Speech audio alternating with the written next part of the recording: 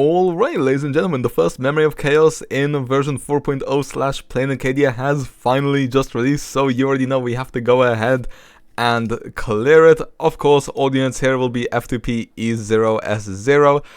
When it comes to teams we're going to be using, on the first off we're going to be going for an Archer team, using the Archer, which we got for free, Sparkle, which we chose from the selector, our Tribbie, as well as our Heng PT, which we also got for free.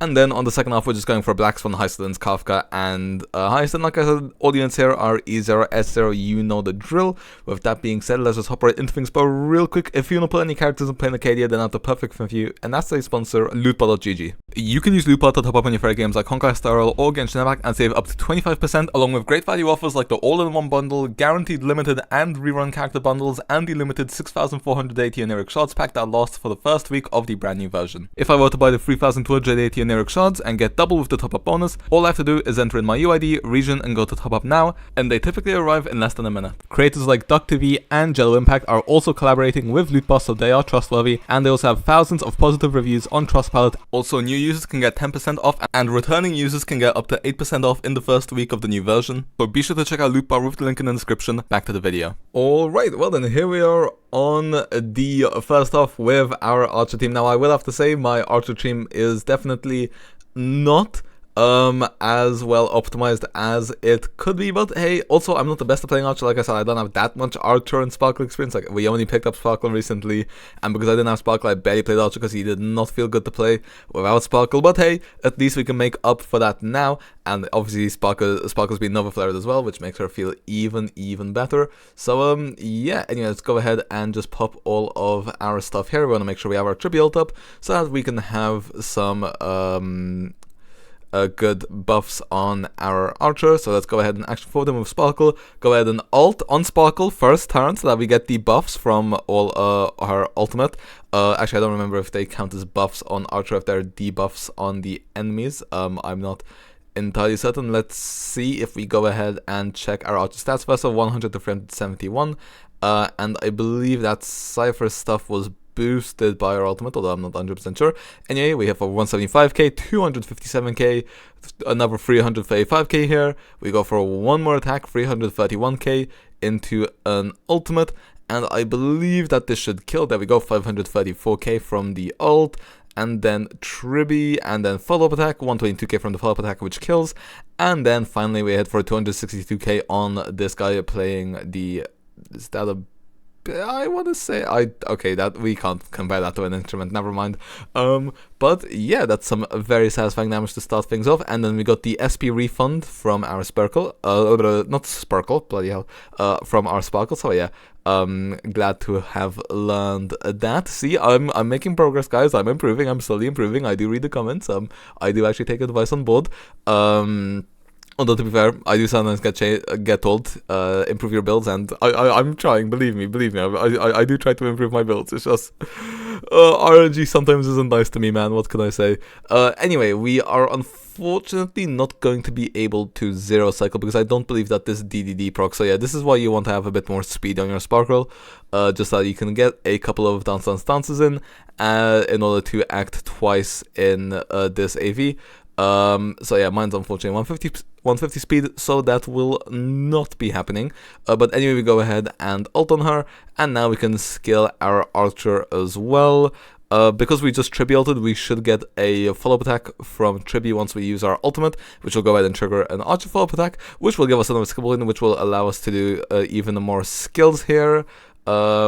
Okay, never mind, because we took down that guy, so yeah, we managed to one cycle the first off. We're gonna go ahead and pick our Archer here. He's gonna have to go ahead and take out the enemies here. I believe we should be able to take out at least one, if I'm not mistaken, so that should, never mind, we don't take her out, whoopsies. That's fine, I think. Does Archer have Sparkle's buffs? No, he doesn't, so we're gonna go ahead and refresh our buffs on Archer, because he got his action forwarded there. So yeah, let's go ahead and boost his attack a bit more. We're just gonna basic attack on, actually, we could technically skill here and just take this one. Actually, no, I'm gonna basic attack. We're gonna save up for a bigger damage rotation here, and then what we're gonna do is we want to first of all buff up our archer a little bit more before we go ahead and start dealing a lot of damage on him. Tribbie's attack will hit both, so there you go. They deal less damage to me, and I will deal more damage to them. Now we go ahead and use our Heng ultimate, and then Tribbie follow-up attack as well. So we should have now we should now be dealing maximum damage to them. So let's go ahead and action forward our archer. Go ahead and use Sparkle's ultimate as well. So now we will go ahead and have 4 skills. Would be nice if it was 5, but oh well. So go ahead and nuke this one, and we go ahead and nuke this one. Okay, it doesn't quite kill. Actually, let's see if we can maybe kill this one with the ultimate, because the ultimate will do quite a bit of damage here. 415k, perfect, that does kill, and then we get 1 more shot off, and this will allow us to get 2 more shots on the boss. Or actually, no, wait, 1 more? Never mind, 2 more shots. Okay, nice. That's a nice casual 1 million damage our archer did there. You'll love to see it. We still have quite a few skill points left as well, so we will be able to go ahead and do 4 more skills on the boss once we action forward him with our sparkle, which is very nice for us. So let's go ahead and just do that. Go ahead, sparkle skill on our archer, and let's see how much damage we're doing here now. I'd say it's probably going to be quite a lot, so that's 295k, so basically 300, 423, 723k, 1.2 million, ultimate into 1.9 million, and we go ahead and if we skill, this will be basically nearly 2.5 million. Now, of course, this isn't his damage. This is just because the boss is taking increased damage. So, you know, let's not be fooled by that. But either way, 2.5, I will definitely go ahead and take that. Her HP bar definitely just got deleted, which you'll love to see. We are still only in the 2nd cycle. We're moving on to the 3rd cycle now slowly. These guys are preparing to go live, but we should be able to kill before that happens. Go ahead and skill on our sparkle. We should get our ultimate as well. Yes, we do. Perfect. Ult once again, and then if we use our skill, we get 4 uses of archer here. The first arrow should kill her, I believe. Yes, it does. Perfect. 283k. And now we can just go ahead and spam out 3 more. Technically, I could save these arrows for the little live stream thingy, but I don't think that's worth it. Although, you know, maybe I am mistaken. Once again, we're only gonna go ahead and basic attack here.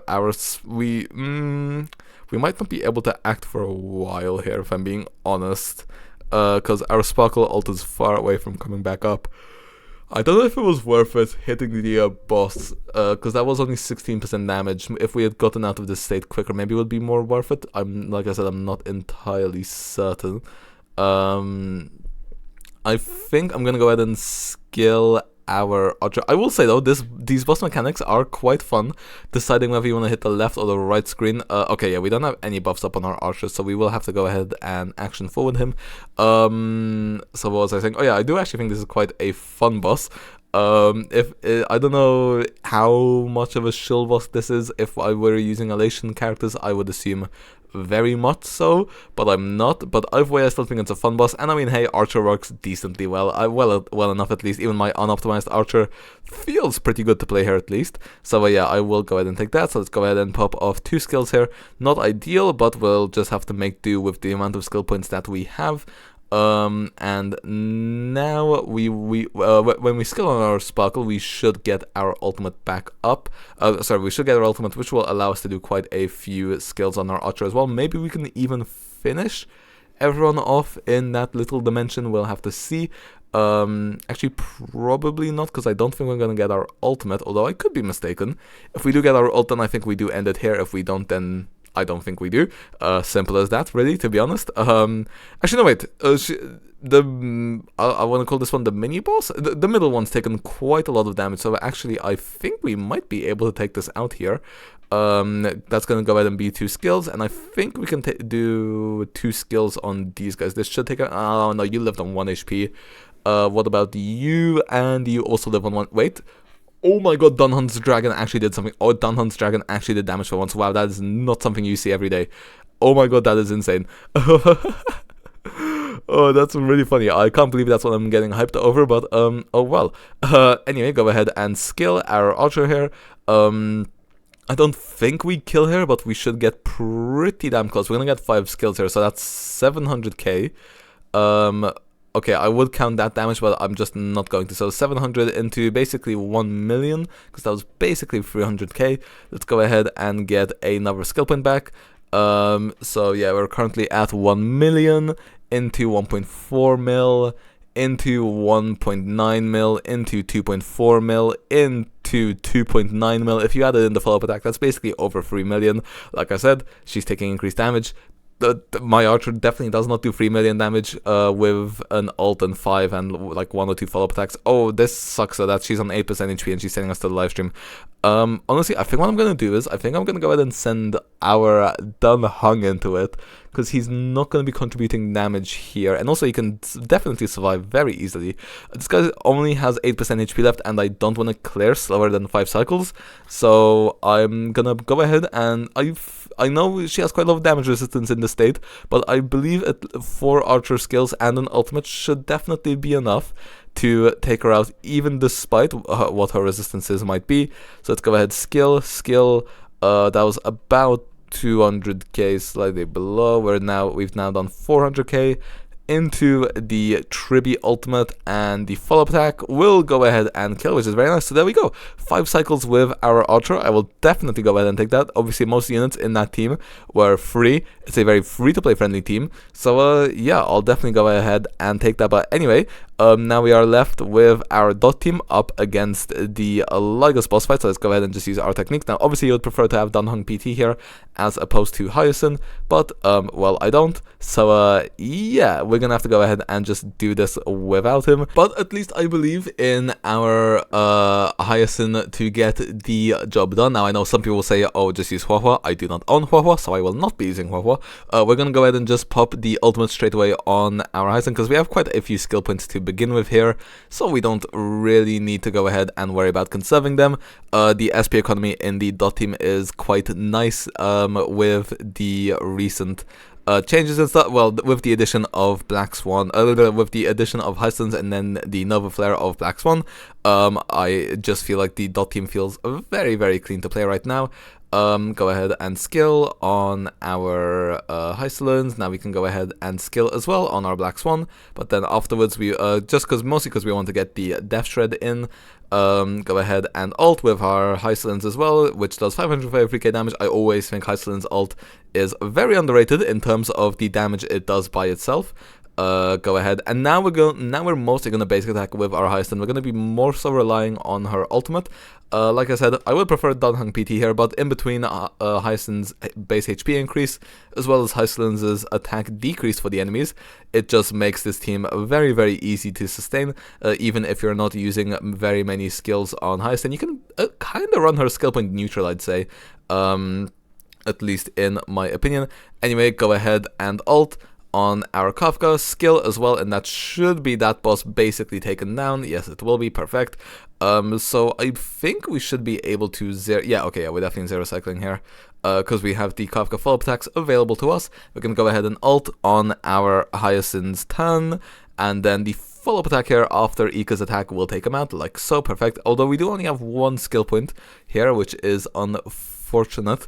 Although luckily we only need the basic attack on our Hyacine, because we did ult on her turn, to be fair, so we will go ahead and take that.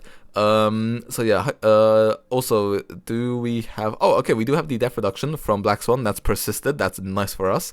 So now we just go ahead, and also the Arcana stacks as well, already pretty high. This is normally more than you would have when you're detonating them with pre-Nova Flare and BLACKSWAN. So yeah, Nova Flare BLACKSWAN just feels so much better to use than the old one. Literally the only thing they could have done to make her more satisfying is front load a bit more damage into her ultimate, like Hysilens' ultimate. Then it would feel very good using her ult. But then again, I get it, she's meant to be more supportive nowadays. So actually no, to be fair, she is a very large damage dealer, but it's her ult which is more so supportive. The damage just comes from her ults when you detonate them. So yeah, like I said, very happy with BLACKSWAN. Maybe it's asking for too much, but just front loading a bit more damage into her ult so that I could at least see like 6 digits when she ults, that would be very nice. Because look, we're gonna go ahead and hit for probably, I don't know, 40k. My bad, 13k. I'm sorry for opening my mouth. Yeah, I wish there was a bit more with Hysilens ult damage, but oh well, what can we do? Like I said, BLACKSWAN's very strong anyway, so I guess beggars can't be choosers. Anyway, we have done about 12% of Xandar's health here. We are still in the 0 cycle. I don't mind him activating our ultimates here. I'll definitely go ahead and take that. 670,000 on our Kafka ult, 413k on the skill. On our Hysilens ult, I'm actually expecting a very big number here. Yep, I was gonna say I'm expecting probably close to 1 million, but I didn't want to say it in case I said in city. But no, turns out she was indeed going to hit for 1 million. Then again, that is because this is AoE. If this was single target, she definitely would not have hit that hard. But anyway, like I'm saying, Hysilens' damage is just very strong anyway. Dare I say, I think at E0S0, I think Hysilens might be the strongest physical unit in the game, or physical Amphoreus character in the game. Yao Guang might end up being incredibly busted herself, so yeah, I don't want to speak too soon.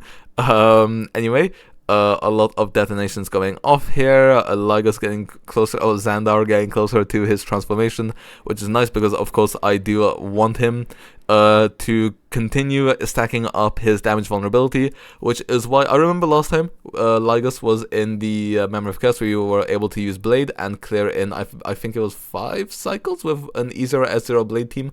Maybe it was 4 cycles even, I'm not 100% sure. I don't think it was 6, I'm pretty sure it was 5.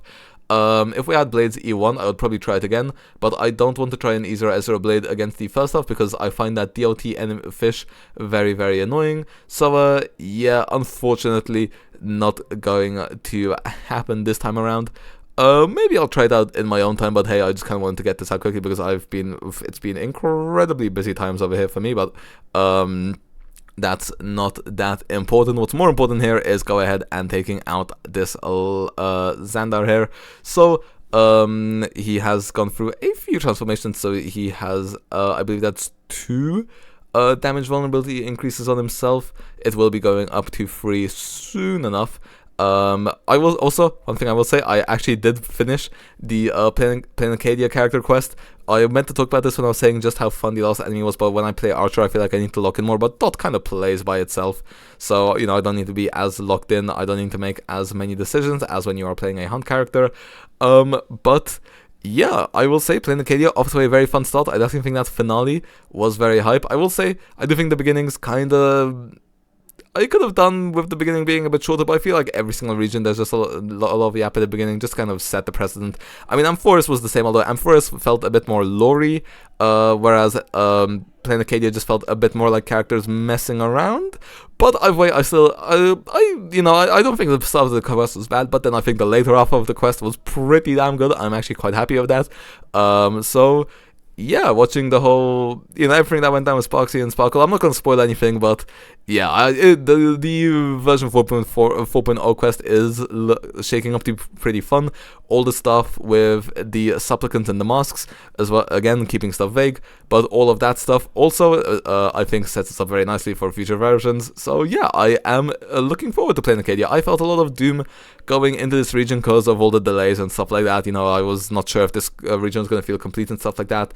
I don't know how much real life events affected what was going to be in the game and what wasn't going to be in the game, but hey, I'm happy with the version 4.0 launch. I think it was a pretty decent launch. Now, I will say there definitely isn't as much hype as there was for Amphoreus or Penacony or obviously the game's release, but that's a whole different story. But it's still enjoyable. If you're a fan, it's still enjoyable, so, don't look... I'm enjoying playing Acadia, and I'm definitely not as doom and gloom as I was before. I'm not a doomer. I'd say I'm optimistic, because I'm enjoying myself so far, so, I'm happy. I'm definitely happy, and I'm also happy with the fact that it looks like we're about to 2-cycle this, because we are still in the 23rd cycle. Of course, we began in the 25th cycle, so, yeah, brand new dot team. Actually, very, very strong. I don't think this would nuke our entire team. I'd be very surprised if it did. No, it didn't. It didn't even get us under half HP. And he just died to dot detonations. Lol. Get wrecked, Xandar. And there you go. 2 cycles. So 7 cycles using a full F2P E0S0 team. I will definitely go ahead and take that. With that being said, let's go ahead and move on to some final thoughts, characters, and outro, or character builds and the outro. Alright, well then, we had a pretty solid clear for the first Memory of Chaos of the brand new version. Now, of course, this is without even pulling any of the brand new characters, so I will say I'm definitely happier with how they have handled the start of version 4 compared to how they handled the start of version 3, because that did kind of feel like if you don't have some of the newest characters, then, you know, too bad for you. Whereas this time, you know, we got a buffed, we got a 3 5-star, but Nova Flare buffs, so which helps people keep up. So, you know, I'm definitely happier with how things are going in 4.0 than 3.0. But anyway, that's not what we're here for. We're going to be going through the character build, starting off with our Archer, who is currently on... I need to find him first of all. I thought he was somewhere closer. Never mind, here he is. So yeah, 2.7k attack, 111 speed, basically base speed, 100% crit rate, 129% crit damage, and then of course that will be nearly 400 in a battle. For Lightcons, we have the S5 Hertastore Lightcon traces, basically maxed out. Relics, we are on a Quantum set because most of our enemies there were Quantum Weak. Actually, no, now that I think about it, I don't think the summons were Quantum Weak. So actually, maybe Scholar would have been the better option. I believe Scholar is the second best in slot option for Archer, although I'm not 100% certain on that. Maybe it's Wave Strider. Actually, no, I'm pretty sure it's Scholar. Anyway, as I was... I mean, correct me if I'm wrong, what's the best set not in Quantum Weak, and then what is the best set in Quantum Weak? Of course, we technically could have gone for Silver Wolf, but it's just easier to run Tribbie, so yeah. Normally I go Scholar if there's no Quantum Weak, but... Anyway, that's besides the point. This is how our quantum pieces are looking. I've had this one since the start of the game. I'm very happy with that piece. This one we had to go ahead and synthesize, and then this one I think we also synthesized. The orb isn't very good. Ignore that, please. But then again, I don't know, I guess it gets the job done. And then E0. When it comes to our Sparkle definitely isn't ideally optimized. She's on 154 speed. I know it's about 184 that you kind of want with her, or 167 if you have Eagle, and DDD, 184 if you have DDD. But as you can see, we don't have DDD because our only DDD is on Tribbie. And because Tribbie has our DDD, then Sparkle cannot get our DDD. So yeah, traces basically maxed out. Relics, I have run 4-piece Sacrados, although I believe if I were to do this, then I believe we would have 160 speed. So is it worth having 160 speed, or is it worth having 150 speed with Sacrados? I'm not sure. People can go ahead and let me know. But then of course we also do have her on Lushaka, and then also E0. For our Tribbie, 5.5k base speed, 42 crit, 178 crit damage. Of course she will get buffs from the Bone Plane Enrollment set, as well as the Poet set, and then I already showed off the S5 DDD there, basically leftover HP scalar pieces here, Hysilens E0. Then we go ahead and skip right on ahead to our Heng PT, who has 3.2k attack, 142 speed. He is on the Yanqing Lightcon because this is the highest base attack Lightcon I have, so it helps with the shields. Traces basically maxed out. We are on the Shielder set to give our Archer a bit extra crit damage as well, which is very nice for him. Unfortunately, we don't have him on Lushaka. I don't have enough Lushaka pieces for to put Heng on them as well, but we will be working on that, don't worry. He is also E0.